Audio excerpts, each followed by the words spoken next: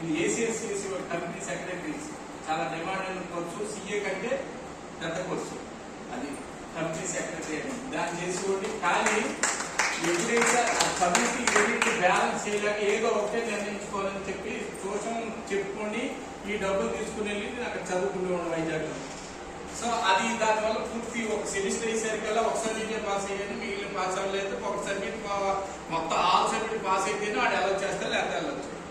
ఇంకా అది వచ్చేటువంటి అవకాశం లేదు. ఆంధ్ర యూనివర్సిటీ రాశాం, 3 అకామిడేషన్ ఇస్తాడు, 2 సంవత్సరాల్లో పూర్తి చేయించాడు.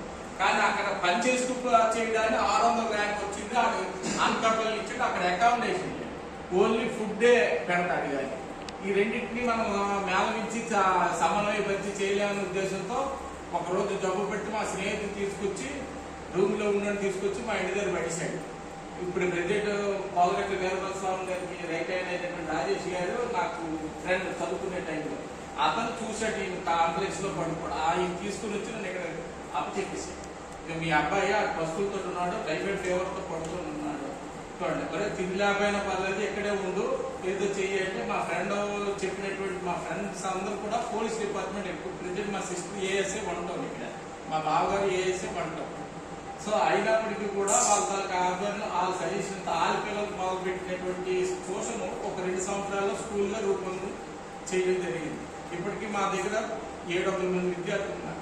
అయితే నా తాలూకా ఉద్దేశం ఏంటంటే పిల్లలకి సరైన ఉద్యోగం, సరైన విద్యను అందించడం, సంస్కారంతో కూడిన విద్యను అందిస్తే నేను ధన్యుడు అవుతాను. అసలు విద్య అనేటువంటి దానం చేయాలి. విద్యాదానం అంటే ఫ్రీగా చెప్పాలి తప్ప డబ్బులు తీసుకుని చెప్పకూడదు. కానీ నాకు అదే ధర్మం, బ్రతుకు తెరువు కావున డబ్బులు తీసుకున్నప్పటికీ ఆ కట్టిన ఫీజుకి న్యాయం చేయాలి.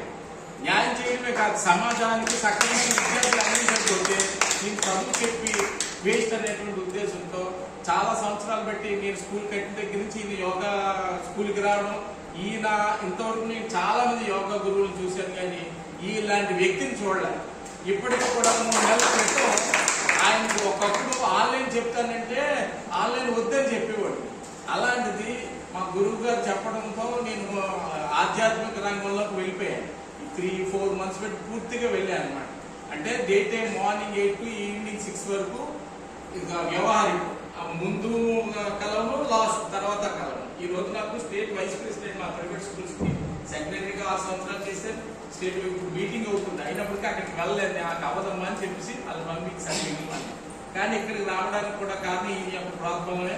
యోగా చేస్తే ఎంత మనశ్శాంతి ఉంటుందంటే అంత మనశ్శాంతి ఉంటుంది. ఆటోమేటిక్ గా దైవత్వంలో మన మారుతాం. మన అన్ని సంపాదన తీసుకెళ్ళి ఒక్కసారి ఒక అమ్మాయి చెప్పింది, ఈయనేదో చెప్పింది, నాకు 2 పిల్లలు ఉన్నారు, నేను అటువైపు వెళ్ళని సడన్ గా చనిపోయాను. ఇప్పుడు ఈ పిల్లలు వస్తారా, నువ్వు చూడగలుగుతావా? మనం ఈ శరీరంలో ఆత్మ ఉన్నంత వరకు మనం అది లేకపోతే ఒక్కసారి అలాంటి అభిమానం భవరోగం అన్నారు కదా, మనకి ఎన్నో లక్షల సంవత్సరాలు బట్టి జీవులుగా పుట్టి పుట్టి పుట్టి నాది నాది నాది అహం అహం అనుకోని వస్తూ ఉన్నాం మనం ఇంతవరకు కూడా. అది అంత వేరగా మనం వదలదు. కానీ మనం ప్రయత్నం చేసి ఈ జన్మలో కాకపోతే నెక్స్ట్ జన్మలోనో, ఆ నెక్స్ట్ జన్మలో కాకపోతే ఇంకో జన్మలోనో, ఏదో ఒక జన్మలో మనం ఎక్కడి నుంచి వచ్చామో అక్కడికి వెళ్ళక తప్పదు.